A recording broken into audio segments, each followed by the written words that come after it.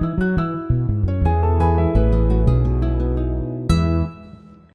everybody, so I wanted to do a post on the liver shrink diet.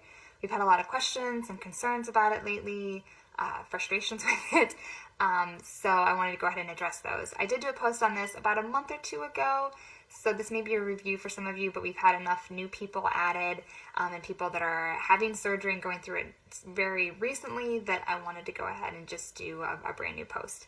So the liver shrink diet is essentially exactly what it is.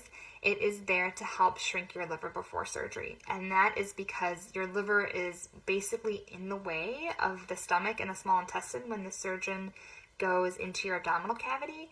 And so by literally kind of shrinking your liver, it's easier for that surgeon to push it out of the way so they can perform the surgery.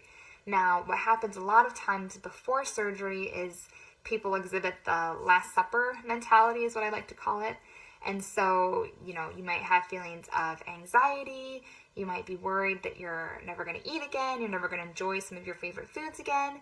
And while that is 100% normal to feel that way, it's understandable to feel that way, to be nervous, it's a really dangerous area to tread in, because when you gain weight before surgery or exhibit this, maybe you're not at your highest weight, but you're eating more than what you normally do, or you're kind of pushing your boundaries on things, or snacking more because of these anxieties, your liver literally gets fatty and it can enlarge. And so you have this big kind of gnarly, and it is kind of a gnarly looking liver in the way when the surgeon's doing the surgery. And so it makes it much more difficult for them. So literally by cutting back these calories, by decreasing your portion sizes, trying to increase your hydration, it helps to shrink that liver so it's easier for the surgeon.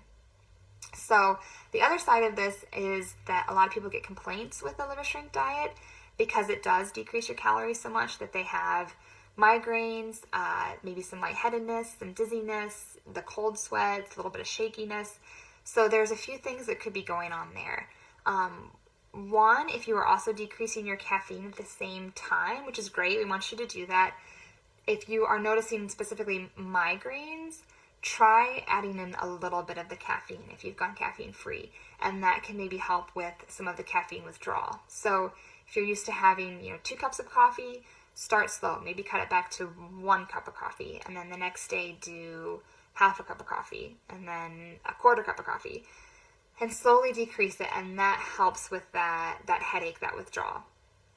The second portion is you're probably dehydrated, so just drinking more water, more decaf fluids, whether it's tea, decaf coffee, infused waters, diet juices, those can all help hydrate you.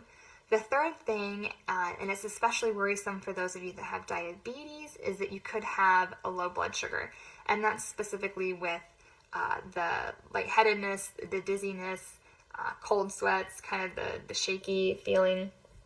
And so if you do have diabetes, just check your blood sugar more frequently with this pre-op diet. You want to make sure that it's not going too low. But anyone can have low blood sugar. You don't have to have diabetes. So if you notice any of those other symptoms, just try adding in a little bit of complex carbohydrate. My go-to is usually a piece of fresh fruit and some kind of fat and protein. So I like a piece of fresh fruit with maybe a tablespoon of peanut butter, or half cup of cottage cheese, or a handful of nuts, or string cheese. And basically what happens is by having that combination of fresh fruit and the fat and protein, it helps slow down the release of the carbohydrate. So it helps raise your blood sugar, but it doesn't raise it too quickly, which can actually cause your body to release more insulin, which would cause your blood sugar to drop again. So you would have this basically kind of yo-yo effect. And so by having a little bit of the fat and protein with it, it just sort of helps slow down the release of that carbohydrate. So I hope this helps.